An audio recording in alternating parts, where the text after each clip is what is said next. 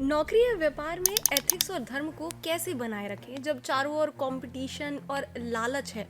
व्यापार में आप आज 10 पैसा कम कमा रहे हैं, इसका परिणाम यह होगा कि वो 10 पैसा, आज का 10 पैसा कम कमाना आपके लिए आगे चल करके करोड़ों का फायदा दे सकता है। ऐसे कई उद्योग क्षेत्र हैं जो इस मिलावट के दौर में भी कम मिलावट में विश्वास रखते हैं। पतंजलि आज दुनिया में क्यों प्रचारित हो? क्योंकि और प्रोडक्ट के अलावा इसमें मिलावट कम दिखाई पड़ता है लोगों को। स्वामी जी, युवाओं को प्रेम और संबंधों को लेकर अक्सर भटकाव होता है। प्रेम परिचय को पहचान बना देता है, प्रेम वीराने को गुलिस्तान बना देता है। हमारे गांव में एक कहावत कही जाती थी, प्रेम न देखे जात पात, नींद न देखे टूटा खात, भूख न देखे झूठा बात। कहीं ऐसा न हो कि ये सोनम जैसे अपने पति को ले जा करके काट करके नदी में डाल दे। कहीं ऐसा ना हो कि मेरठ की जो घटना हुई थी, मुस्कान काट करके ड्रम में भर दी थी। कहीं ऐसा प्रेम न लोगों को हो। प्रेम की एक सीमा है, प्रेम की एक मर्यादा है।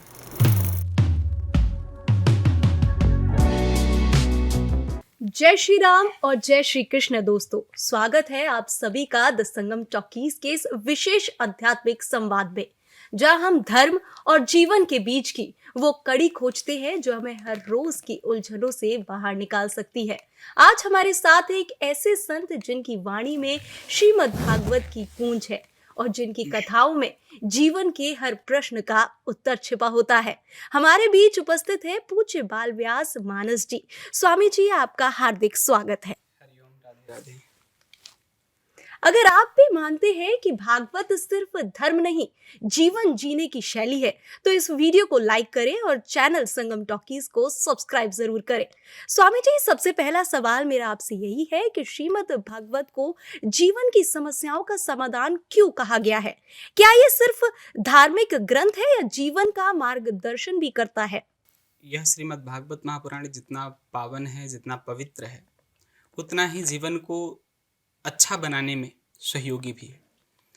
इस सत्संग की आवश्यकता समय समय पर प्रत्येक मनुष्य को पड़ती है, क्योंकि मनुष्य को इस बात का भान होना अति आवश्यक है कि ये शरीर जो है एक तरह से अति अधमी भी है और एक तरह से बहुत श्रेष्ठ भी है। गोस्वामी तुलसीदास जी कहते हैं, बड़े भाग्य मानुष तन पावा, सुर दुर्लभ सदग्रंथनि गावा। इसी शरीर की महिमा का गान करते हुए कहते हैं, ये शरीर बहुत भाग्यशाली है, बड़े भाग्य से यह मानवीय शरीर प्राप्त हुआ है। और इसी शरीर के लिए उसी रामचरितमानस में लिखते हैं, क्षिति जल पावक गगन समीरा, पंचरत्न रचित अति अधम शरीर। यही शरीर बड़ा भाग्यशाली है और यही शरीर अति अधमी है। तो इस शरीर को भाग्यशाली कब कहा गया और अधमी कब कहा गया? इस शरीर में नियंत्रण है, इस शरीर में संयम है, इस शरीर में अच्छाई और बुराई का भान है, तो यह शरीर श्रेष्ठ है। और इसी शरीर में कहीं बुराई प्रवेश कर गई, कहीं इस शरीर में कोई ऐसी मानसिकता प्रवेश कर गई जो हमें पतन के मार्ग की ओर ले जाती है, कुकर्म की ओर ले जाती है, तो यह अति अधमी शरीर है। तो हम मानव जन्म लेकर के आए हैं, इस मानव जन्म को हमें सार्थक बनाना है, अर्थात इस श्रेष्ठ जन्म को हमें और श्रेष्ठ बनाना है। तो और श्रेष्ठ कैसे बनाया जा सकता है? जिसने यह तन दिया, हम उसका गुणगान करें, उसको धन्यवाद करें। हम छोटी छोटी बातों पर थैंक यू कहते हैं, कोई हमारा थोड़ा सा हेल्प कर दे, हमने उसने कह दिया थैंक यू। तो परमपिता परमेश्वर ने हमें इतना सुंदर और इतना शाश्वत शरीर दे करके भेजा है, हम उनको धन्यवाद क्यों न कहें? क्यों न उनके उन ग्रंथों का सम्मान बढ़ाएं जिनके माध्यम से, जिनके अभिचर्चाओं से समाज में एक अच्छा संदेश पहुंच सके, समाज में एक अच्छी मानसिकता बन सके, समाज एक अच्छे विचार की ओर बढ़ सके। क्योंकि विचार जीवन में ऐसा रखना चाहिए जो सबके हित के लिए हो, सबके लिए अच्छा हो, सबके लिए सुगम हो। आजकल हर कोई स्ट्रेस से जूझ रहा है। भागवत के किस प्रसंग से मानसिक शांति और संतुलन प्राप्त हो सकता है, ये हमें बताइए। भागवत का एक एक सब्जेक्ट, भागवत तो शांति का ही प्रतीक है, मोक्ष का प्रतीक, परम शांति। भागवत के पहले श्लोक में वंदना किया गया, सच्चिदानंद रूपाय विश्वोत्पत्त्यादि हेतवे तापत्रय विनाशाय श्री कृष्णाय वयम नुमः। कैसे शांति मिलती है? दूसरे का सहयोग करके, दूसरे का सहयोग किया हमने, हमें शांति मिली। सत्य बोला हमने, आज हम सत्य बोल रहे हैं, कितना अच्छा लगा कि हमने सत्य बोला।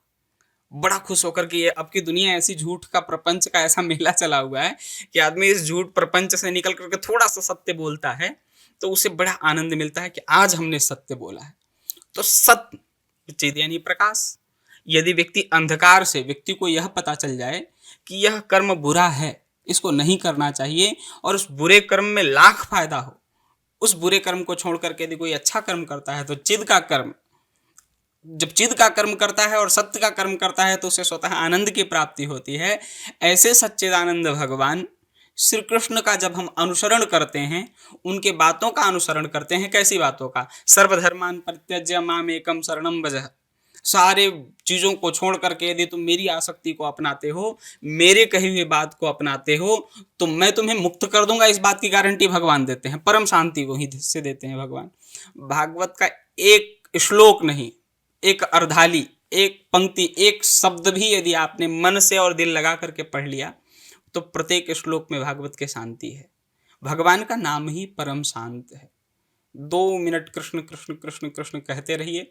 अगर आपको प्रेम चाहिए तो किसी से प्रेम हो जाएगा, कृष्ण कृष्ण करते रहिए। आपको रोने का मन हो तो जी भर करके आप रो लेंगे, कृष्ण कृष्ण कृष्ण कहते रहिए। आपको दुख है तो आपको दुख सुनने वाला कोई ना कोई मिल जाएगा, कृष्ण कृष्ण कहते रहिए। आपका कोई नहीं है संसार में तो कोई ना कोई बन जाएगा।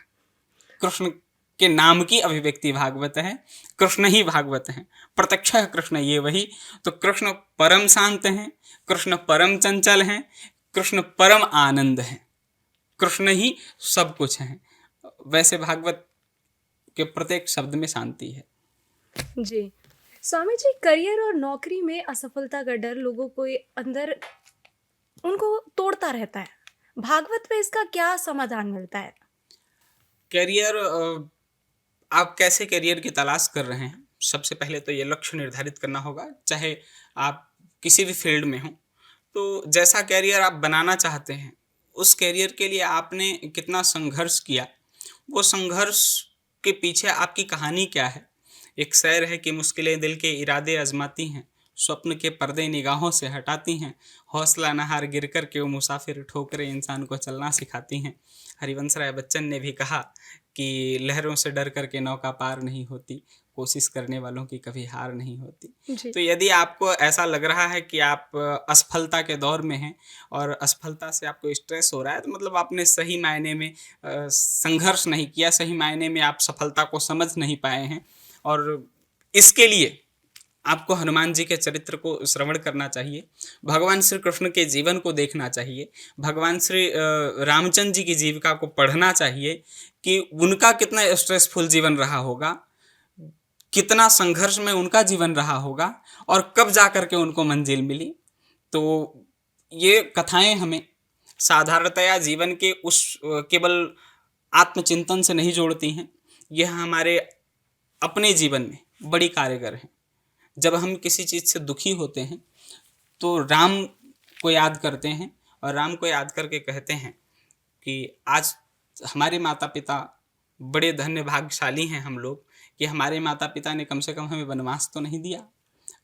राम के माता पिता ने वनवास दिया, लेकिन राम ने सहर्ष उस वनवास को स्वीकार किया और उस वनवास में उनकी पत्नी चोरी हो गई, पत्नी को लेकर के वापस लौटे तो उनका राज्याभिषेक हुआ।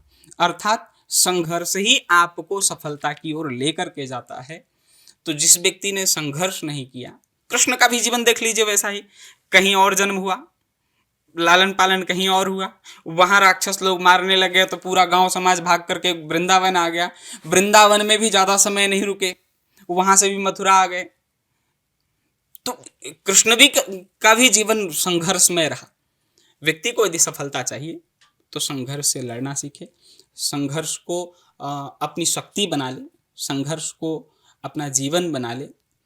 पूरी दुनिया में ज़रूरी नहीं कि हर वस्तु आपको मिले, ज़रूरी नहीं कि हर वस्तु आपके लायक हो। भगवान ने जो चाहा है आपको वह मिलेगा। आपने जिस चीज़ को दिल से चाहा है, जिस चीज़ के लिए दिल से संघर्ष किया है और जितना संघर्ष किया है उसका आपको फल मिलेगा। कर्मण्येवाधिकारस्ते मा फलेषु कदाचन। कर्म करो, फल की चिंता मत करो। स्ट्रेस ले रहे हो मतलब फल की चिंता कर रहे हो, और फल की चिंता करने से चिंता चिता के समान होती है। हम लोग पाठ पढ़ा करते थे, चिंता जो है चिता के समान होती है। तो चिंता करने से कुछ नहीं मिलेगा भैया, चिंतन करो, मेहनत करो, संघर्ष करो, स्ट्रेस नहीं होगा। स्वामी जी, हम जानना चाहेंगे कि अर्जुन जब मोह में फंसे थे तो श्री कृष्ण ने उन्हें गीता सुनाई, हाँ जी। लेकिन भागवत अर्जुन जैसे किस पात्र को एड्रेस करती है? कहीं ना कहीं हम अपने जीवन में अर्जुन हैं, जी। चाहे आप हो, हम हैं, जी। या संसार का कोई व्यक्ति, सबको मोह सताता है, सबको ममता बांधती है, और सबको कृष्ण छुड़ाने के लिए आते हैं। कृष्ण का मतलब सिर्फ एक बात से है कि कृष्ण हमें चुनौती देते हैं। कृष्ण हमें हर पल उस चुनौती से लड़ना सिखाते हैं। कृष्ण हमें हर पल वो ऊर्जा देते हैं। कृष्ण हमें वह हर पल शक्ति देते हैं जिसकी हमें परम आवश्यकता है। अब आप उस चेतना को कितना समझ रहे हैं, कितना उस चेतना को स्वीकार कर पा रहे हैं, कितना उस चेतना के पीछे आप चल पा रहे हैं, जो चेतना आपको बार बार आगे खींच रही है। आप आलसी बनकर के खटिया पर सो करके यदि उस चेतना का विचार करते हैं तो वह चेतना आपके जीवन में कभी कारगर नहीं हो पाएगी। आजकल बड़े अच्छे रील्स चलते हैं और उनमें बड़ी अच्छी अच्छी बातें कही जाती हैं कि गरीब घर में पैदा होना एक कोई बड़ी बात नहीं है, कोई बुरी बात नहीं है, लेकिन गरीब घर में मर जाना ये बहुत बुरी बात है। ये एक बहुत अच्छे, मैंने कहीं सुना था इसको। तो वह कृष्ण बन करके वो हमें चेता रहे हैं, और हमारा व्यक्तित्व कहीं ना कहीं उस जीवन से खींचता है आगे की ओर। वो जो खींचने वाली शक्ति है वो कोई और शक्ति नहीं है, वही कृष्ण है। और उस समय हम अर्जुन हैं। हे वत्स उठो, हे पार्थ उठो, कुछ करो, तुम्हें लक्ष्य बुलाता है, तुम कुछ कर सकते हो। तुम्हारा जन्म कुछ बड़ा करने के लिए हुआ है, तुम्हारा जीवन संघर्ष के लिए है, तुम्हारा जीवन तुम्हें इस जीवन से बाहर निकालने के लिए है। तो जो मन में जो बहुत तरह की तरंगे एक साथ चलती हैं, आपको लक्ष्य की ओर खींचती हैं। मानिए वो हम अर्जुन हैं और भीषण युद्ध चल रहा है हमारे जीवन में। उस समय भगवान श्री कृष्ण कह रहे हैं, हे वत्स, ये न तुम्हारा पिता है, न ये तुम्हारी माता है, न तुम्हारे सास हैं, न ससुर हैं, न ये तुम्हारे सगे संबंधी हैं। जो तुम्हारा सगा संबंधी है वो तुम्हारे लक्ष्य के बाद है। पहले तुम अपने लक्ष्य को साधो। तुम्हारा लक्ष्य ही तुम्हारे जीवन में सर्वस्व शक्ति है। तो जब एक साथ ऐसे मन में तरंगे चलने लगे तो जान लीजिए कि कोई और नहीं खींच रहा है, भगवान से कृष्ण खींच रहे हैं। भागवत खींच रहा है, गीता खींच रहा है, रामचरितमानस खींच रहा है, सनातन धर्म की शक्ति आपको खींच रही है। हम सब अपने जीवन में अर्जुन हैं और भगवान हमें खींच रहे हैं।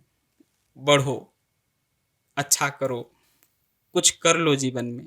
कबीराय जी जो हैं, काका कबीराय, काका हाथरसी जी, वो कविता कहते हैं कि जीवन में आए हो तो कुछ काम कर जाओ, जीवन में आए हो तो कुछ काम कर जाओ, ज़्यादा कुछ नहीं कर सकते हो तो पड़ोसी से पैसा उधार लेकर घी पीकर मर जाओ।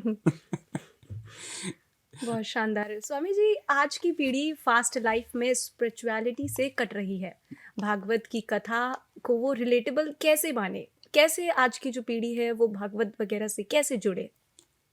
देखिए, आज की पीढ़ी जो है धर्म से कटने का कारण यह है कि धर्म में विज्ञान ढूंढती है। आज की पीढ़ी यदि घड़े के ऊपर पानी ढूंढे तो ये असंभव है। घड़े के अंदर पानी होता है जी। किसी में भी आप चाह लें कि घड़े के ऊपर पानी हो और उस पानी को आप पी सकें तो ये असंभव है। जी। धर्म में विज्ञान ढूंढना असंभव है, लेकिन विज्ञान में ही धर्म ढूंढ लेना बड़ी सार्थकता है। विज्ञान क्या है? घड़ा है। उस घड़े में हमारा धर्म प्रत्येक अंश में छुपा है।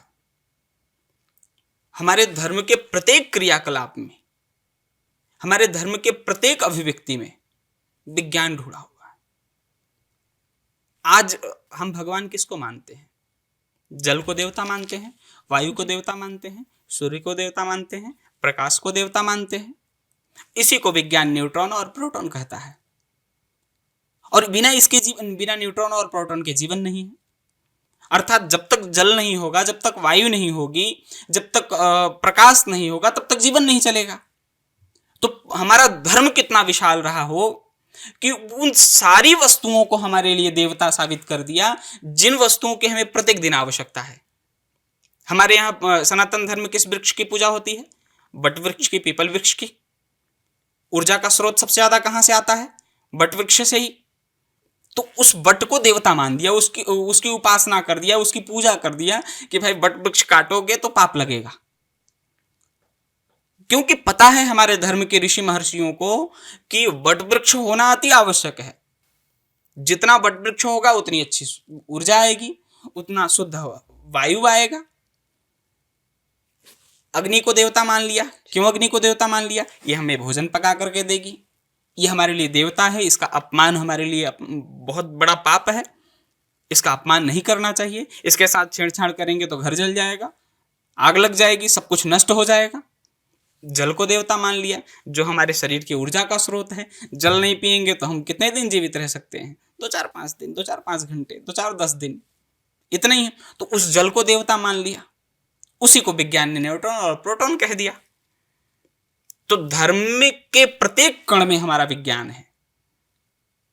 विज्ञान को बताने वाले लोग आधुनिक बता करके उसको बता रहे हैं, इसलिए धर्म से युवा दूर हो रहे हैं। युवाओं को खुद आगे बढ़ करके यह विचार करना चाहिए, सदग्रंथों को पढ़ के, भागवत कथा को पढ़ें, राम कथा को पढ़ें, हमारे पुराणों को पढ़ें, धर्म ग्रंथों को पढ़ें और पढ़ने के बाद में निर्णय लें। जितना युवा ये कहता है कि हम धर्म को नहीं मानते, हम विज्ञान को मानते हैं, उनमें से 99% ऐसे युवा हैं जिन्होंने कभी श्रीमद् भागवत गीता को हाथ नहीं लगाया। अगर एक बार वो श्रीमद् भागवत गीता को हाथ लगा लें तो गारंटी कहता हूं कि वो भागवत गीता के प्रत्येक श्लोक में अपना जीवन ढूंढेंगे। विज्ञान उन एक एक श्लोकों के एक एक पंक्ति में दिखाई पड़ेगा। इतना महत्वपूर्ण हमारा धर्म है, और धर्म तो प्रत्येक पल जोड़ने का काम करता है। आज जो विज्ञान रिसर्च कर रहा है वो हमारा धर्म बहुत पहले दे चुका है। आज हम हवाई जहाज से चल रहे हैं, उस समय पुष्पक विमान था। आज हम वाहन पर चल रहे हैं, उस समय भी ऐसे बैलगाड़ी थे, ऐसे घोड़े गाड़ी थे, एक से एक गाड़ी थी। आज ऑडी फॉर्च्यूनर लोग ढूंढ रहे हैं, उस टाइम में भी ऐसा था। सूर्य के रथ का कोई जो है उनके उस सूर्य के रथ के बराबर कोई दौड़ नहीं सकता है। उनका रथ सबसे तेज दौड़ने वाला था। तो आज हम लोग उस विज्ञान को ढूंढने का प्रयास कर रहे हैं। वो विज्ञान हमारे यहाँ लाखों करोड़ों वर्ष पहले का है। तो युवाओं को सबसे पहले यह जानने की आवश्यकता है, किसी ऐसे गुरु की आवश्यकता है जो उन्हें उस धर्म को जो है विज्ञान से टच करके दिखा सके। जब उस विज्ञान में भिगोने लगेगा तब तो युवा विज्ञान की ओर भागेगा, लेकिन जब स्पर्श करा करके छोड़ दे, प्यासे को थोड़ा सा जल मिले और थोड़े से जल के बाद में उसकी तृप्ति न हो, तो उस जल के तलाश में चारों ओर भागेगा। तो उस प्यासे जल की तरह धर्म की चटनी चटा करके संतों ने उसको किताब दे दी, उसको वह ग्रंथ दे दे, उसको वह वस्तु दे दी जिससे वह धर्म की ओर आगे बढ़ सकता है, अग्रसर हो सकता है। 5 घंटा प्रवचन की आवश्यकता नहीं है। 1 घंटा प्रवचन में भी यदि तात्विक प्रवचन हो तो युवाओं का जीवन संवर सकता है। स्वामी जी, धन और वित्तीय चिंता लोगों का चैन छीन रही है। भागवत के किस पात्र की कथा हमें सिखाती है कि धन से ज्यादा क्या जरूरी है? धन तो आवश्यक है ही, हमारे जीवन में धन की एक अहम भूमिका हो गई है इस कलिकाल में, लेकिन धन इतना आवश्यक नहीं है जितनी की मनुष्यता। हमारे यहाँ श्लोक कहा गया है, परोपकाराय पुण्याय पापाय परिपीडनम। यदि हम परोपकार करते हैं, परहित सरिस धर्म नहीं भाई, पर पीड़ा सम नहीं अधमाई। हम किसी का परोपकार करते हैं तो निश्चित में वो हमारे दुख में साथ खड़ा रहेगा। धन की आवश्यकता कब पड़ती है? कि हमारे साथ में कोई खड़ा रहे। पैसा क्यों चाहिए? हमारे साथ में कोई रहे, हमारा सहयोग करने वाला कोई रहे, हमारे लिए कोई रहे। वह बिना पैसे का भी हो सकता है। कैसे? जब हमने किसी के साथ में अच्छा किया तो निश्चित में वो आपके दुख के समय में वो आपके साथ खड़ा रहेगा, चाहे वो धन से हो, तन से हो, मन से हो। तो हम किसी के साथ में ऐसे जुड़ रहे हैं। आज की मानसिकता क्या होगी कि पैसा ही सब कुछ है। पैसा सब कुछ नहीं है, पैसे की जगह प्रेम सब कुछ है। यदि आपके जीवन में प्रेम है, आपके जीवन में लोग हैं, आपके जीवन में लोगों का जुड़ाव है, आपके पास पैसा नहीं है, 10 लोग हैं, आपको 5 रुपए की आवश्यकता है, एक एक रुपए 10 लोगों ने मिलाया तो 10 रुपए हो गया, 5 रुपए आपका शेष बच गया। आपके पास लोग कितने हैं इस बात का महत्व है। और जब तक आपके पास लोग नहीं है तब तक आपके पास कभी भी पैसा नहीं हो सकता। थोड़े से पैसे में आप फूल मत जाइए। यदि आप थोड़े से पैसे में फूल जाएंगे तो आपका लाइफ जो है डिसबैलेंस होने लगेगा, आपके अंदर स्ट्रेस होने लगेगा। आप सुख के समय में तो उड़ लिए जितना उड़ना था, दुख में आप कहाँ जाएंगे, किसके पास जाएंगे? क्योंकि सुख के समय में तो आपके पास पैसा ही पैसा था, सब कुछ पैसा बोलता था। उस समय गीत गाते थे कि पैसा बोलता है। आज आपका पैसा है नहीं तो कौन बोलेगा? आप किससे बोलेंगे? क्योंकि आपसे तो पैसा ही बोलता था। आपके यहाँ तो इंसान का बोलने का कोई महत्व नहीं था, पैसे के बोलने का महत्व था। तो आज जब पैसा नहीं है तो आपको बोलने के लिए कोई चाहिए।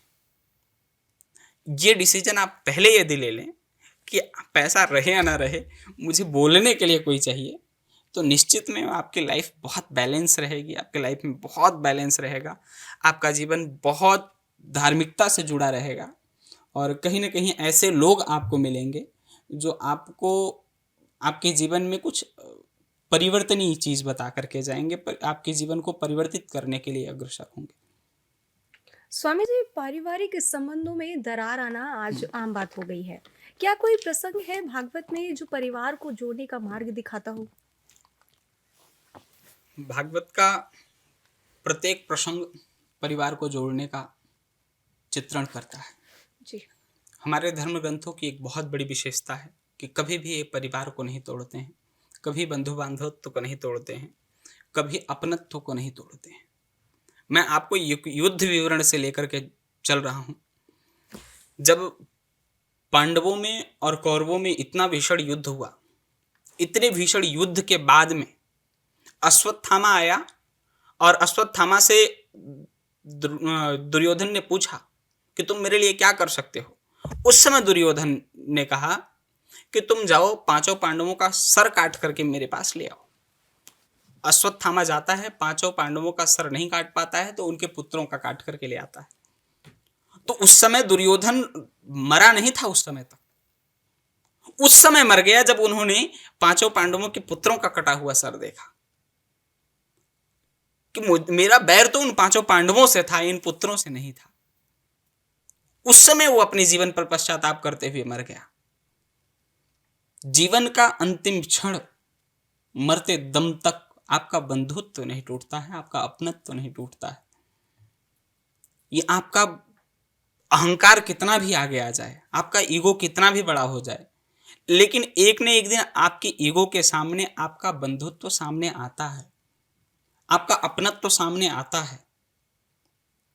वो अपनत्व परिवार से इस प्रकार से लग जाए कि छोटी छोटी बातों का उसके ऊपर कोई प्रभाव न पड़े। राम को वनवास मिला, इस बात पर कौशल्या नाराज भी हो सकती थी, इस बात पर कौशल्या कह भी सकती थी कि क्यों जाएगा तू वनवास।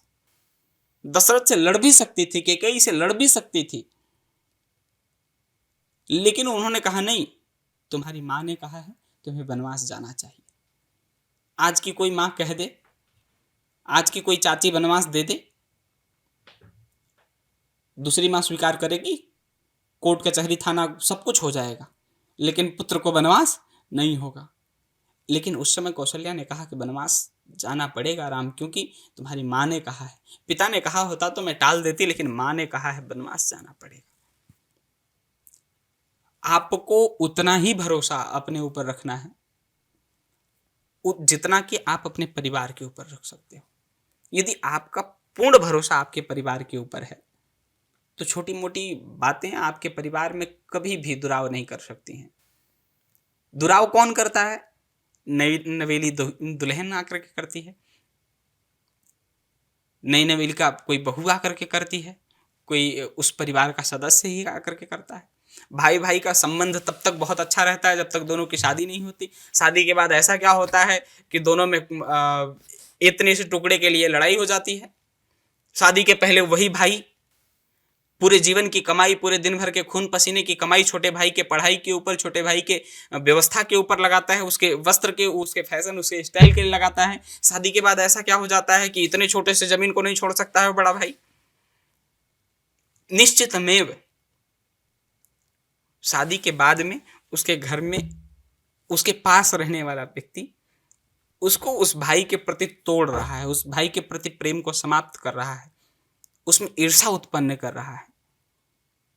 वो कह रही है कि देखो तुम्हारे प्रति कैसा भाव रखता है, इधर से इसकी बीवी कह रही है देखो तुम्हारे प्रति कैसा भाव रखता है, और दोनों में कुछ भी नहीं है, दोनों में बहुत प्रगाढ़ प्रेम है, लेकिन दोनों के बीवियों में आपस में खींचातानी है। इससे दोनों का संबंध टूट रहा है। तो निश्चित में आप अपने परिवार को समुचित रखने के लिए कभी कभी सख्त कदम भी यदि लेते हैं, सख्त निर्णय भी लेते हैं, तो ये उचित है और ऐसा निर्णय लेना चाहिए जिस निर्णय में परिवार कभी न टूटे। ऐसा निर्णय हमेशा ले, एक बार नहीं, यदि आपको लाख बार ऐसा निर्णय लेना पड़े तो ले लें। स्वामी जी, अभी आपने बात करी थी कि पैसे से बढ़कर इंसान को रखा जाए, तो आज के युग में ईमानदारी को मूर्खता माना जाता है। भागवत क्या कहती है एक सच्चे जीवन के बारे में? सच्चा जीवन, भागवत ने तो पहले ही सूत्र में कहा, सच्चिदानंद रूपाय, सच्चिद आनंद, सत्य के राह पर चलो, ज्ञान स्वरूप गुरु की शरणागति होकर के चलो, तुम्हें आनंद ही आनंद है तुम्हारे जीवन में। सत्य के राह को अपना लो, सच्चे ज्ञान को समझ लो, गुरु की शरणागति को अपना लो, इसके बाद तुम्हारे जीवन में और कोई स्रोत बचा ही नहीं। कोई स्रोत अगर बचा हो तो बताइए। गुरु की शरणागति को हम लेकर के जाएंगे, गुरु के शरण में जाएंगे तो गुरु हमारे लिए उस परम सत्य की खोज में लगाएगा, जो अच्छा है हमारे जीवन के लिए, जो होना चाहिए, जो उचित है, अंधकार से निकाल करके हमें प्रकाश की ओर लेकर के जाएगा। जब हमारे जीवन में प्रकाश आ जाएगा तब हमें आनंद का तत्व समझ में आएगा, हम उस परम आनंद की खोज में निकलेंगे, उस परम आनंद के लिए अपने लिए हम अपना जीवन व्यवस्थित करेंगे। आज परम आनंद आपको सोशल मीडिया पर मिल रहा है, लोगों को यूट्यूब पर मिल रहा है, लोगों को इंस्टाग्राम पर मिल रहा है, लोगों को दिन भर उसमें लगे हैं, उनको कौन रोक रहा है? उसके आधार पर आप, हालांकि ये तामसिक, इन सब चीज़ों का उपयोग उतना ही करना चाहिए जितना कि आपको आवश्यक है। ये जहरीली चीज़ें हैं, इसका बहुत नुकसान है, ये आपके ब्रेन को बहुत कमज़ोर कर रहा है, आपके जीवन शैली को बहुत खराब कर रहा है। 2 मिनट के लिए आप कभी चालू कर दीजिए, अगर स्क्रॉल करने लगे ये, तो आपका आधा घंटा कब निकल जाए आपको होश तब आता है जब आप घड़ी देखते हैं, अरे आधा घंटा निकल गया। उस आधे घंटे का समय आपको, उस आधे घंटे में आपने देखा क्या, पूछे उसके बाद में आपने क्या किया आधे घंटे में? रील देखे, रील में क्या देखे? क्या कुछ भी नहीं। उसके बदले आप किताबों के रील को पलटना शुरू कीजिए। आप आधे घंटे में उस पूरे विश्व के पद्धति को समझ जाएंगे, उस पूरे विश्व के ज्ञान स्रोत को आप अपने अंतःकरण में भर लेंगे, जिससे आपके जीवन में बहुत बड़ा परिवर्तन हो सकता है, जिससे आपके जीवन में बहुत अच्छी चीज़ें प्रवेश कर सकती हैं। स्वामी जी, सफलता की दौड़ में लोग खुद को खो रहे हैं कहीं ना कहीं। भागवत का कौन सा पात्र हमें सफलता का असली अर्थ समझाता है? भागवत का प्रत्येक पात्र भागवत के एक संवाद के विषय में लेकर के चलिए। कोई भी एक संवाद अगर हम उठा लें, आपको सबसे सुंदर कौन सा संवाद लगता है भागवत में? कोई एक संवाद जो आपने सुना हो और आपको सबसे प्रिय हो, कोई एक ऐसा पात्र, कोई ऐसा संवाद बताइए। आपको कोई ऐसा चीज सामने समझ में आता है? कुछ ऐसा, कुछ जो कहानी में, साधारण कहानी में सुना हो आपने कभी, कोई भी चीजें। चलिए हम एक पात्र ले लेते हैं, एक कथानक को। भगवान जा रहे हैं मथुरा को छोड़ करके, वृंदावन को छोड़ करके मथुरा की ओर जा रहे हैं। उस समय मैया यशोदा को कृष्ण से इतना प्रेम है कि मैया यशोदा कृष्ण को छोड़ करके एक क्षण भी नहीं रह सकती। जब वो सुनती हैं कि कृष्ण वृंदावन को छोड़ करके मथुरा जाना चाहता है, तुरंत मूर्छित हो जाती हैं। राधा ने सुना तो राधा स्तब्ध हो गई। गोपियों ने सुना गोपियां दौड़ करके आकर के रथ के पहिए को पकड़ लिया। ग्वाल वालों ने सुना तो आकर के वो रथ के उन सभी अंगों में चिपट गए, भगवान श्री कृष्ण के चरणों में चिपट गए। कृष्ण मुझे छोड़ करके मत जाओ, अरे लाला मुझे छोड़ करके तो रह लेगा, अरे लाला मुझे छोड़ करके रह लेगा, इस वृंदावन को छोड़ करके रह लेगा, इन गोपियों को छोड़ करके रह लेगा, लेकिन क्या बता यशोदा मैया को भी छोड़ के रह लेगा। रोते रोते पूरा ब्रजमंडल का हालत खराब है। उस अवस्था में भगवान श्री कृष्ण कह रहे हैं परश्वः आगमिष्यामि, मैं परसों के दिन आ जाऊंगा। जो जानता है कि जिसके जीवन का अस्तित्व यही समझाना है कि एक क्षण भी व्यक्ति का भरोसा नहीं है, वो व्यक्ति कह रहा है कि परश्वः आगमिष्यामि, जो पूरे विश्व को बता रहा है कि भैया अब करो, अब नहीं कर सकते वो तो कभी नहीं कर सकते हो, अब ही तुम्हारे लिए सर्वश्रेष्ठ है। वह व्यक्ति उदाहरण क्या दे रहा है कि परश्वः आगमिष्यामि, मैं परसों के दिन आ जाऊंगा। विचार कीजिए कि भगवान श्री कृष्ण परसों के दिन आने का संकेत क्या कर रहे हैं, कि वो परसों कभी नहीं आने वाला है। जो कल कभी नहीं आता वो परसों कैसे आ जाएगा। मैया यशोदा समझ गई कि ये गोप अगर वृंदावन की डेहरी को पार किया तो कभी लौट करके नहीं आएगा। प्रमाण है, भगवान श्री कृष्ण कभी वृंदावन लौट करके नहीं गए। मथुरा को छोड़ करके द्वारिका चले गए, लेकिन बगल में 20 किलोमीटर वृंदावन नहीं जा सके। तो जीवन में आपका जो समय है अभी निकल जाएगा, वो समय फिर कभी नहीं आने वाला है। अभी के समय, अभी की शक्ति को पहचान लीजिए। आप अभी की शक्ति को आपने पहचान लिया तो आपका जीवन संवर जाएगा। भागवत कथा संपूर्ण 18,000 श्लोकों में एक उपदेश करता है कि अभी चेत जाओ, अभी समझ जाओ, अभी संभल जाओ, अभी नहीं समझे तो कभी नहीं संभल पाओगे। स्वामी जी, जो लोग बार बार असफल होते हैं और हार मान लेते हैं, उनके लिए श्रीमद् भागवत क्या प्रेरणा देती है? देखिए, श्रीमद् भागवत महापुराण की यदि हम चर्चा करें तो असफलता का मतलब हमारे जीवन में क्या समझ में आना चाहिए कि असफल हो रहे हैं हम, इसका मतलब यह है कि हमने सत्निष्ठा से उतना उस चीज से प्रेम नहीं किया, उस चीज को चाहा नहीं जितना हमें आवश्यकता है। भागवत महापुराण में असफलता का प्रथम सूत्र हम समझें तो जहां से भागवत कथा प्रारंभ हो रही है, उस कथा में भगवान श्री कृष्ण की जीवनी में प्रत्येक क्षण में संघर्ष है।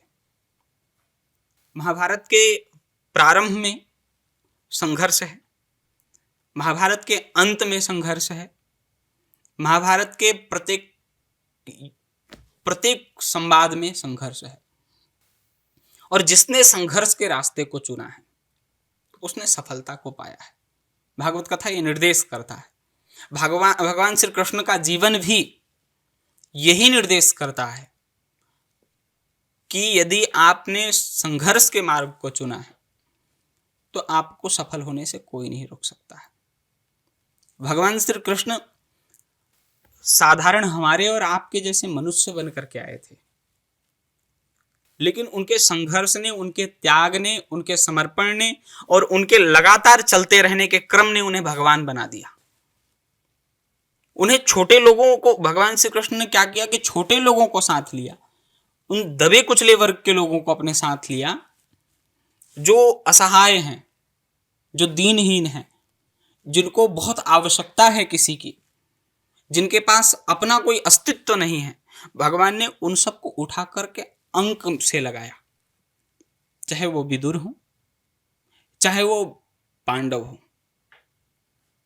पांडव विक्षिप्त हैं, पांडवों के पास कुछ भी नहीं है, पांडव राज्य से निकाले गए हैं, वो ठोकर खा रहे हैं, इधर उधर भ्रमण कर रहे हैं, उनके पास राज्य सत्ता नहीं है, हालांकि उनका अधिकार है लेकिन उनके पास है नहीं। तो उस अधिकार को प्राप्त कराने के लिए कृष्ण ने इतना बड़ा महाभारत भी स्वीकार कर लिया। यदि आपके जीवन में उस सफलता को प्राप्त करने के लिए महाभारत जैसा युद्ध भी लड़ना पड़े तो भगवान श्री कृष्ण भागवत महापुराण संकेत करता है कि उस युद्ध के लिए तैयार रहो। वो युद्ध यदि तुम्हारा अधिकार है तो यदि वह राज्य तुम्हारा अधिकार है, वह सफलता तुम्हारा अधिकार है, तो तब तक लड़ो जब तक वो तुम्हारा ना हो जाए। पांडवों को तब तक भगवान ने लड़ाया जब तक उनका वह राज्य नहीं हो गया। और मांगने कितना गए थे? केवल 5 गांव दे दो। जवाब में क्या मिला? सुच्चम गेव न दस्यामि, बिना सुई के नोक के बराबर नहीं दूंगा, बिना युद्धे न केशव। युद्ध करो केशव, यदि चाहिए तो युद्ध करो।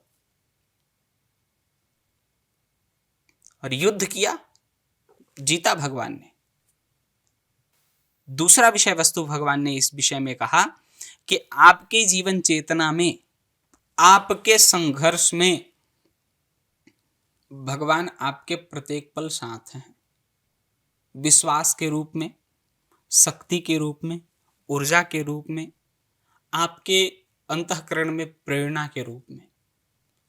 उसमें आप यदि धर्म से पथभ्रष्ट नहीं हुए, धर्म का मार्ग आपने नहीं छोड़ा, तो भगवान आपके लिए वह संपूर्ण संसार की शक्ति देने के लिए तैयार हैं जो आप चाहते हो। इसलिए आप सफलता की ओर नित्य निरंतर अग्रसर हो। भगवान ने अनेक बार ऐसे प्रसंगों को सामने ला करके रखा जो हमारे जीवन में यह प्रेरित करते हैं कि आप इन चीजों से प्रभावित होकर के आप बढ़ते रहो। यदि आपने छोड़ा तो सब कुछ छूट जाएगा। अगर आप भी किसी चैलेंज से गुजर रहे हैं तो इस वीडियो को पॉज कीजिए, कमेंट में लिखिए आपकी समस्या क्या है। बाल व्यास जी की अगली कथा उसी पर आधारित हो सकती है। स्वामी जी, भागवत में भक्ति का स्वरूप क्या है, और क्या केवल भजन कीर्तन ही भक्ति है या जीवन जीने का तरीका भी है? नहीं, भागवत कथा का मतलब क्या है?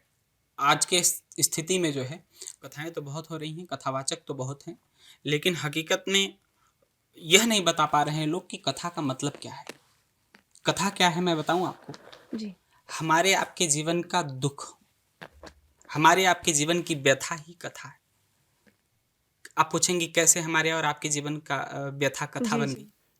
हमारे आपके जीवन की व्यथा यदि हमारे आपके परिवार की व्यथा है, हमारे आपके गांव समाज की व्यथा है, हमारे आपके जीवन की व्यथा हमारे आपके इष्ट मित्रों की व्यथा है, तब तो वो व्यथा है। लेकिन हमारे आपके जीवन का दुख, हमारे आपके जीवन का व्यथा भगवान के चरण में लग जाए, भगवान के शरण में लग जाए, तो ये व्यथा कथा बन जाती है। उत्तरा रोती हुई भगवान के पास में जाती है और कहती है, भगवान मुझे कष्ट है। भगवान कहते हैं, क्या कष्ट है? कहे, ब्रह्मास्त्र आ रहा है, मुझे मार देगा ये ब्रह्मास्त्र, मुझे तो मारेगा ही मारेगा, मेरे गर्भ के बालक को मारेगा ही मारेगा, इससे आपकी छवि खराब होगी। भगवान ने कहा, चिंता मत करो, तुम आंख बंद करो और मात्र गर्भ को स्वीकार करो। जो भगवान कभी गर्भ में नहीं आने का संकल्प लेते हैं, शास्त्र में, वेदों में लिखा है कि भगवान कभी गर्भ में नहीं आते हैं, वो भगवान उत्तरा के गर्भ में तक प्रवेश कर जाते हैं। क्यों? क्योंकि उत्तरा ने भगवान की शरणागति को स्वीकार कर लिया है। जब हम और आप भगवान की शरणागति को स्वीकार करते हैं, हमारे और आपके जीवन की व्यथा भगवान के चरण में लगती है, तो ये व्यथा नहीं रहती, कथा होती है। और लाखों लोग हमारे और आपके जीवन से प्रभावित होकर के भगवान के चरण में लगते हैं, ये कथा का मतलब है। जितनी कथाओं को हम पढ़ते हैं, चाहे ध्रुव जी का चरित्र देख लीजिए, प्रहलाद जी का चरित्र देख लीजिए, किसी भी ऐसे महान संत का जीवनी देख लीजिए, किसी भी ऐसे प्रसंग, किसी ऐसे भक्त के बारे में सोच लीजिए, उसके भी जीवन की तो व्यथा है। वो जीवन में दुख से तड़प रहा है, विरह में कांप रहा है, भगवान को याद कर रहा है। हम आप दुखी होते हैं तो कहते हैं, हेलो भाई साहब पैसे की जरूरत है, हेलो यार पैसा दे दो कुछ। वो यार कहता है, बैंक में अभी भी जमा करके आया, यार तूने बताया नहीं, 1 लाख रुपए तो अभी भी मेरे बैंक में थे, अभी मेरे पास कैश पड़े थे, बैंक में जमा करके आया।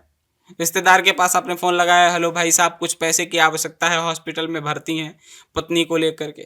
रिश्तेदार कहता है, यार बताया नहीं, 15 मिनट पहले बस 50,000 की फ्रिज खरीद कर ले आया। वो बताता है कि है मेरे पास, लेकिन मैं दे नहीं सकता भाई। जब आप संसार में अपनी व्यथा को बताओगे तो संसार अपना व्यथा बताएगा, लेकिन जब आप भगवान के सामने हाथ फैलाते हो तो भगवान आपका मजाक नहीं उड़ाता है। भगवान आपकी व्यथा को अपनी व्यथा समझ करके कोई ना कोई युक्ति ढूंढता है जिससे आप उस कष्ट से बाहर निकल सको। और जब ये बात दूसरा कोई देखता है तो उसे बड़ा इंटरेस्टिंग लगता है, उससे बड़ा इंस्पायर होता है, बड़ा प्रभावित होकर के वह भी भगवान को बुलाता है। वो कहता है नहीं, अब की बार मैं भगवान को बुलाऊंगा, मैं इंसान को नहीं बुलाऊंगा। तो हमारे आपकी जीवन की व्यथा कथा है, और कथा बताती है कि अपने जीवन में व्यथा नहीं, अपने जीवन में कथा बनाओ। तो व्यथा ही कथा है। स्वामी जी, जब हमें जीवन में निर्णय लेने में कंफ्यूजन हो तो भागवत हमें क्या दिशा दिखाती है? जीवन का निर्णय, बहुत सुंदर प्रश्न है कि जीवन का निर्णय हम भागवत से कैसे स्वीकार करें। भागवत कथा जीवन के उस प्रत्येक निर्णय को आसान बनाता है, चाहे वो हमारे कैरियर से संबंधित हो, चाहे वो हमारे परिवार से संबंधित हो, चाहे वह हमारे समाज से संबंधित हो, या हमारे रुपया पैसा धन दौलत की संपत्ति के दृष्टि से हो। भागवत कथा में ऐसे लाखों प्रसंग हैं जिनका हम अनुसरण करके यह जान सकते हैं कि यह हमारे परिवार को यदि एकजुट करने की बात हो तो भगवान श्री कृष्ण के बाल्यावस्था को देखिए। बाल्यावस्था में भगवान जब गाय चराने के लिए जाते हैं तो वहाँ जितने भी गोप बालिकाएं हैं, गाय चराने वाले गोप हैं, वह सब अपना छोटा छोटा टिफिन लेकर के आते हैं, वह अलग अलग होकर के खाते हैं। इतने में श्रीदामा और मधुमंगल नामक दो ब्राह्मण होते हैं। वो भूखे बेचारे पेड़ के पीछे जाकर के रो रहे होते हैं। भगवान ने उन दोनों की दयनीय स्थिति को देखा और सबको बुलाए, आ जाओ, क्या करना है, सब एक जगह ही भोजन को निकाल दो। उस समय श्रीदामा और मधुमंगल को बुलाया, कहा इसमें तुम भी खाओ, हम भी खाएं, ये सब भी खाएं। उतने ही भोजन में सबका हो गया। यानी भागवत यह निर्देश कर रहा है कि परिवार में दो लोग ऐसे भी हैं जो कमाते हैं और दो लोग ऐसे भी हैं जो नहीं कमाते हैं, तो उस पूरे परिवार को बैलेंस करके आपको चलना है, पूरे परिवार को आपको मेंटेनेंस बनाना है। ये कृष्ण के बाल्यकाल की जीवनी बताती है कि समाज में आपका कोई ऐसा व्यक्ति है जो आपसे दबा है, उसके पास नहीं है, तो आप उसको लेकर के चलो। वो आपका धन से सहयोग नहीं कर सकता, लेकिन कभी न कभी वो आपका तन से सहयोग कर देगा, कभी न कभी वो आपका मन से सहयोग कर देगा। जो धन से नहीं हो सकता है वो तन और मन से होता है। तो भगवान कृष्ण का ये जीवनी बताता है, भगवान कृष्ण का ये जीवनी बताता है कि पैसे की आवश्यकता नहीं है। पेट भरने के लिए पीछे ही पैसा की आवश्यकता है। पैसे की आवश्यकता क्यों है? पेट। और जब व्यक्ति सामाजिक होकर के चलता है, व्यवहारिक होकर के चलता है, कार्य क्षेत्र में अपने आप को अग्रसर करता है, तब उस समय पेट की चिंता नहीं रह जाती है। भगवान की स्थिति को वह निर्णायक मान करके अपने जीवन में चलता है, तो वही भगवान की स्थिति बताती है कि भैया तुम्हारे जीवन में बहुत कुछ है, तुम प्राप्त कर सकते हो। तुम यदि एक चीज को छोड़ने का निर्णय लेते हो, आज भगवान कृष्ण ने ब्रजमंडल को छोड़ दिया तो भगवान मथुरा के राजा बने, भगवान ने मथुरा को भी छोड़ दिया तो भगवान द्वारिकाधीश कहलाए। तो यदि छोड़ने की शक्ति है, जोड़ने की शक्ति है भागवत में, छोड़ने की शक्ति है भागवत में, और तो और देने की शक्ति भी है। वो द्वारिका इतने संघर्ष से भगवान ने बनाया है, उस द्वारिका ही नहीं, उस द्वारिका सहित त्रिलोक को भगवान ने सुदामा को दे दिया। अर्थात भगवान मन क्रम वचन से पूरे संसार को सुलभ बनाना चाहते हैं और इस संसार को ही निर्देश करना चाहते हैं कि इस भागवत में के छोटे छोटे प्रसंग हैं जिनसे आप परिवार को अच्छा बनाओ, समाज में अच्छा निर्देश बनाओ, समाज में अच्छा निर्णय लेकर के आप अपने लिए कुछ बेहतर कर सकते हो। नौकरी या व्यापार में एथिक्स और धर्म को कैसे बनाए रखें जब चारों ओर कंपटीशन और लालच है? तो ऐसे में कैसे व्यापार और नौकरी को बनाए रखें? देखिए, बहुत जीवन के लिए बहुत निर्णायक प्रश्न है कि नौकरी और व्यापार में कैसे अपने आप को बचाए रखें, कैसे अपने धर्म को बचाए रखें। ये तो आज के परिवेश में कुछ ऐसे लोगों का जीवन हो गया है कि मुंह में राम बगल में छुरी, मुंह से तो राम राम करते हैं, लेकिन पीछे से कितना किसका काट लिया जाए, इससे अच्छा है कि भैया तुम भगवान से जो है बैर ही रखो। शिशुपाल ने भगवान को निर्णय ले लिया कि भगवान को वो 99 बार प्रत्येक दिन गाली देगा। प्रत्येक दिन शिशुपाल का जीवन ऐसा है कि वो भगवान को प्रत्येक दिन 99 गाली देता है, और भगवान ने उसको भी मारा तो मोक्ष दिया। जानते हैं क्यों? क्योंकि उसके गाली में भी भगवान के लिए प्रेम था, वो गाली में भी भगवान को स्मरण करता था। लेकिन ऐसा काम नहीं करना चाहिए जो मुंह में राम और बगल में छुरी। मुंह से तो राम राम बोल रहे हो और पीठ पीछे लोगों के अहित कर रहे हो। तो जीवन में ये बड़ा कठिन निर्णय है कि अपने व्यापार में और अपने नौकरी में कैसे हम भगवान को बनाए रखें अपने जीवन में। आपका अस्तित्व ऐसा बनाएं कि आपके जीवन के परिक्षेत्र में आप समझौता न कर पाए। यदि समझौता करने की बारी आई तो आप भगवान से समझौता आपको न करना पड़े। अपने जीवन का सिद्धांत ऐसा बनाइए। व्यापार में आप आज 10 पैसा कम कमा रहे हैं, इसका परिणाम यह होगा कि वो 10 पैसा, आज का 10 पैसा कम कमाना आपके लिए आगे चल करके करोड़ों का फायदा दे सकता है। आज ऐसे कई उद्योग क्षेत्र हैं जो इस मिलावट के दौर में भी कम मिलावट में विश्वास रखते हैं। हालांकि मिलावट तो भी करते हैं, लेकिन कम मिलावट में विश्वास रखते हैं। पतंजलि का ही नाम ले लीजिए। पतंजलि आज दुनिया में क्यों प्रचारित हो रही है, क्यों दुनिया में इसका नाम आ रहा है? क्यों? क्योंकि और प्रोडक्ट के अलावा इसमें मिलावट कम दिखाई पड़ता है लोगों को। तो ऐसी बहुत सारी कंपनियां हैं जिसमें मिलावट कम है, और मिलावट कम के वजह से आज वो अधिक फायदे में है। उन्होंने नुकसान को सहा। जिसने नुकसान सहना समझ लिया, जिसने नुकसान में अपना जीवन, अपने धर्म को लेकर के चलना प्रारंभ कर दिया, उस व्यक्ति के जीवन में, धर्म और व्यापार में, उस व्यक्ति के जीवन के नौकरी में कभी भी धर्म बाधक नहीं बन सकता है। आपको टीका लगाने के लिए कोई बॉस नहीं रोक सकता है। यह आपका स्वतंत्रता है, आपकी अभिव्यक्ति है। आपको सिखा रखने के लिए संसार का कोई बॉस आपको नहीं रोक सकता है। आप टीका लगाइए। आप टीका लगाएंगे तो आपकी ऊर्जा सात्विक बनी रहेगी।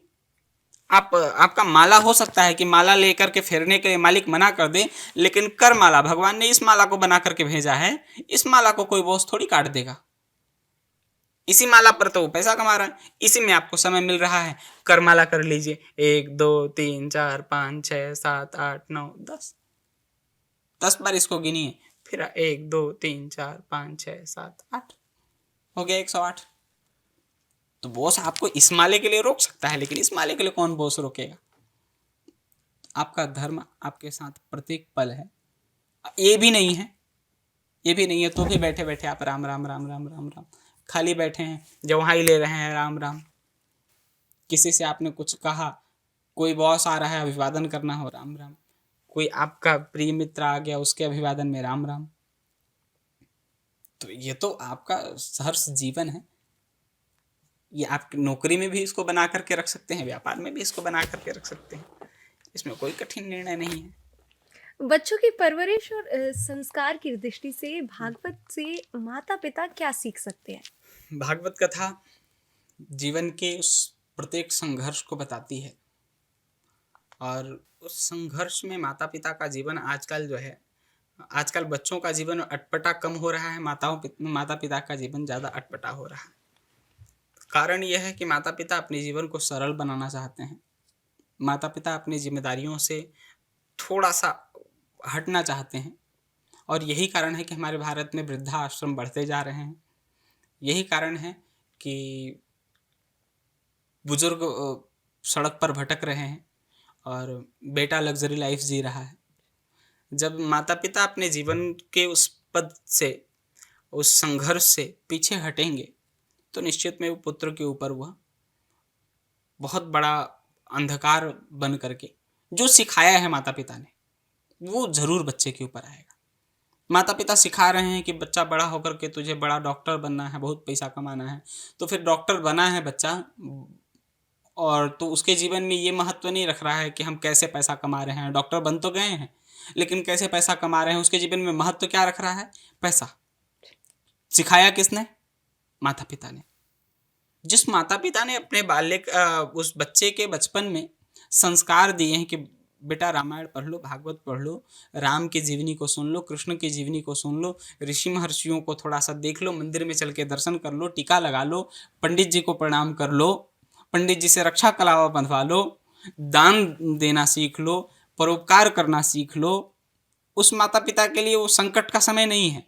वह माता पिता वो गरीबी में बेटा कुछ भी नहीं कमा रहा है ना, दिन भर मजदूरी करके 200 रुपये ला रहा है तो भी अपने माँ को पिता को सुख से 2 रोटी खिला रहा है।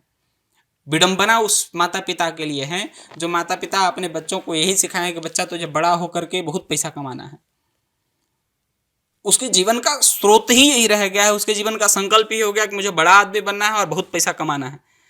बहुत पैसा कमा रहा है, कभी वो ये नहीं बताए कि मुझे भी देना है, मेरा ही ध्यान देना है। वो तो पैसा कमाने में अपना मगरूर है।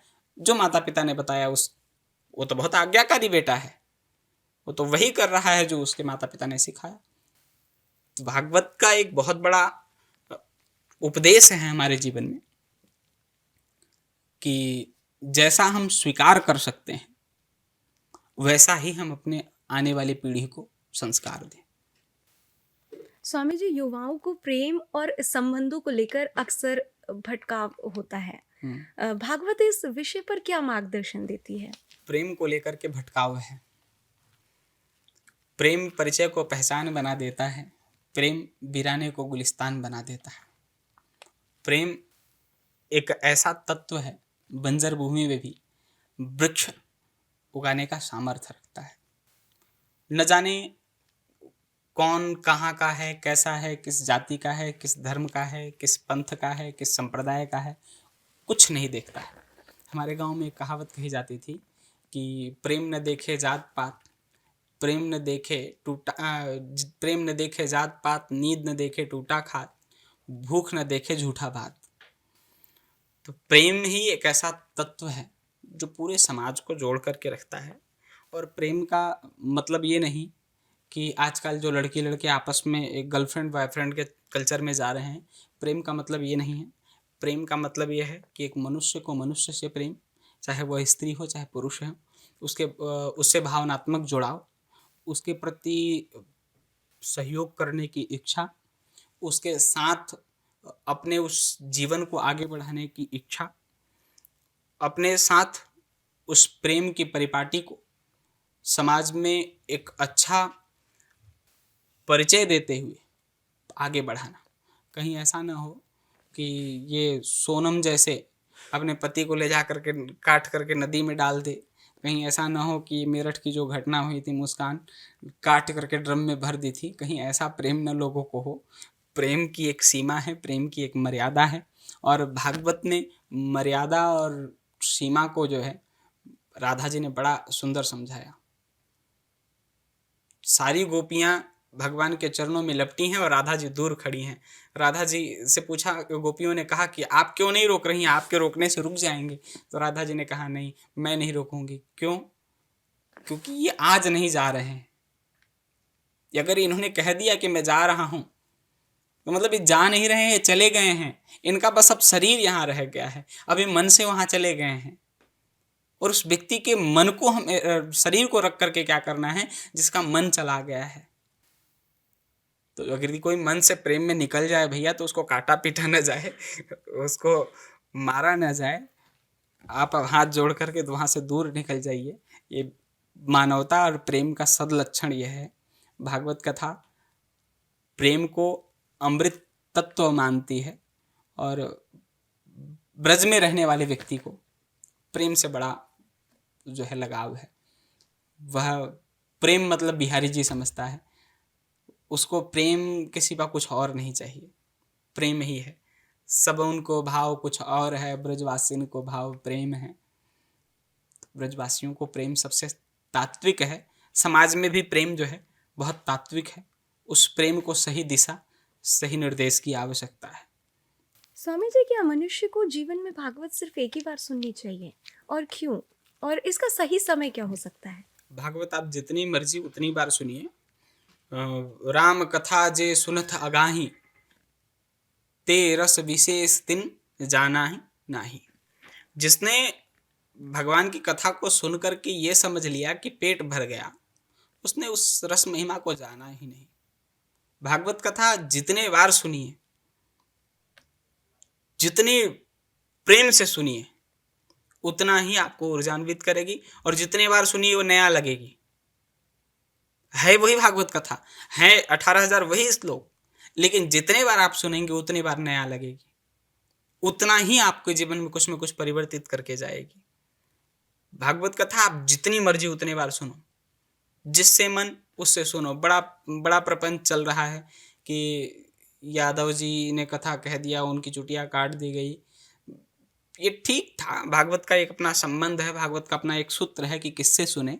भागवत ने खुद ही अपना निर्णय दिया है, दुनिया भर के लोगों को निर्णय देने की आवश्यकता नहीं है। भागवत ने खुद कहा है कि भागवत कथा कहने वाला विरक्त हो, वैष्णव हो, ब्राह्मण हो, विद्वान हो, दृष्टांतः कुशलो धीरा, वक्ता कार्योति निष्प्रिय, वह स्त्रैण न हो, वह संपूर्ण उस शास्त्र पर अधिकार कर सकता है, उस शास्त्र का निर्देशन उसके लिए महत्वपूर्ण भूमिका रखता हो, ऐसा व्यक्ति वक्ता हो, तो निश्चित में वो कहीं ये नहीं लिखा भगवान ने जिस चीज़ का उपदेश किया है उसके लिए वो निर्देशन भागवत जी ने खुद ही दिया है।